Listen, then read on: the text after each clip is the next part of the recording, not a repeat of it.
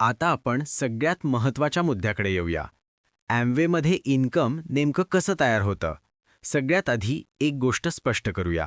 हा business fixed salary देत नाही. इथे इन्कम, काम, कन्सिस्टन्सी आणि सिस्टम फॉलो केल्यावर हळूहळू बिल्ड होतं. Amwayमध्ये मंथली अर्निंग ऑपॉर्च्युनिटीज वेगवेगळ्या सोर्सेसमधून येतात. पहिली, ट्रेड डिस्काउंट अप टू 8%. जेव्हा तुम्ही प्रॉडक्ट्स स्वतः वापरता किंवा कस्टमर्सना देता, तेव्हा तुम्हाला रिटेल मार्जिन मिळतं. दुसरी, सेल्स कमिशन 3% ते 21%. तुमचा मंथली सेल्स टर्नओव्हर जसा वाढतो, तसं कमिशन पर्सेंटेज वाढतं. हा कमिशन 17,000 रुपयांपासून 8.5 लाख रुपये टर्नओव्हरपर्यंत स्टेप बाय स्टेप वाढतो. तिसरी, लीडरशिप कमिशन 6%. जेव्हा तुम्ही टीम बिल्ड करता आणि इतरांना ग्रो होण्यासाठी मदत करता, तेव्हा लीडरशिप इन्कम सुरू होतं. चौथी, रुबी कमिशन 2%.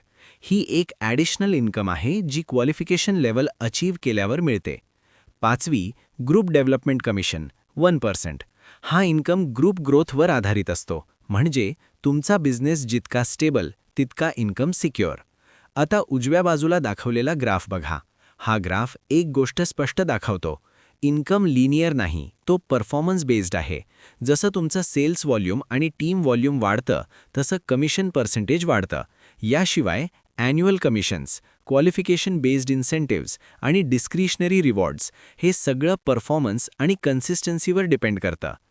एक महत्त्वाची गोष्ट, इथे इन्कम 1-2 महिन्यात मोठा होत नाही, पण जो माणूस सिस्टम फॉलो करतो, ट्रेनिंग घेतो आणि टीमसोबत ग्रो करतो, त्याचं इन्कम टाईमसोबत सस्टेनेबल बनतं.